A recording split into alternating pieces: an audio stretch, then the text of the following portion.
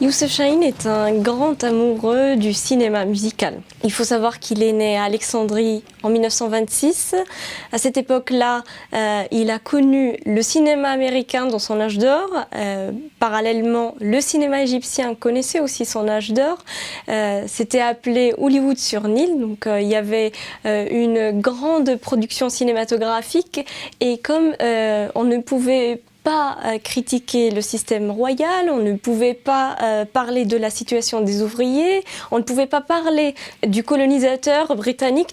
Tout ce qu'il nous restait à dire, c'était chanter et danser. Donc, ce qui explique la grande production de cinéma musical à cette époque-là. Donc, Youssef Chahine grandit dans toute cette effervescence cinématographique. Il est baigné, il est bercé dans cet âge d'or de comédie musicale. Ça va être décisif pour la suite de sa carrière.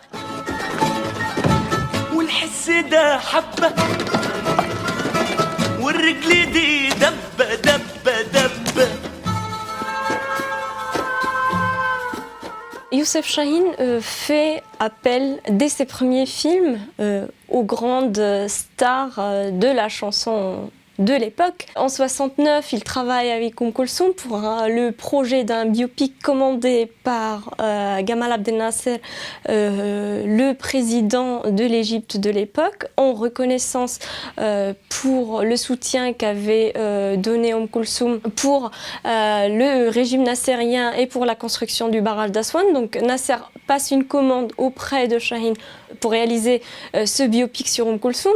Et donc du coup, il la filme. Malheureusement, ce biopic ne verra jamais le jour. Et surtout, Dalida, dans le 6e jour, en 86. Et ce qui est original dans ce film, c'est le fait d'avoir choisi une diva, une chanteuse, une star de disco pour la métamorphoser et nous la montrer en mama égyptienne des années 40, sans qu'elle chante forcément, sans qu'elle fasse son spectacle, son show qu'on attend de Dalida.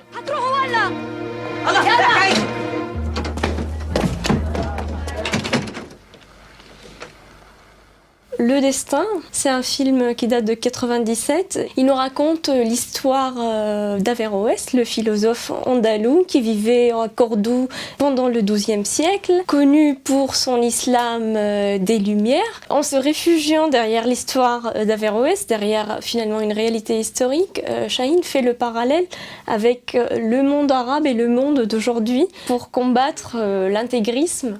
La musique va créer justement ce jeu passé-présent. Donc on a la mise en scène, on a les costumes d'époque, l'histoire de l'époque, mais en fait on a une musique complètement anachronique. Il utilise les matériaux de la musique d'abord égyptienne contemporaine.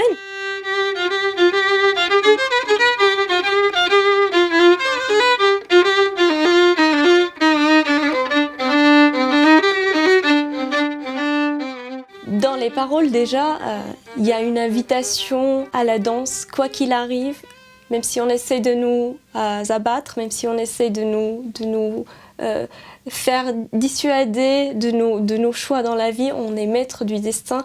Et là, il y a un passage très connu de la 3e chanson du film Le Destin où il pose une question, il dit « Tu danses ?»« Tur'us, ar'us » Je danse, malgré moi je danse. Quoi qu'il arrive, je danserai, je continue à danser, à chanter, jusqu'à ce que je devienne maître de mon destin.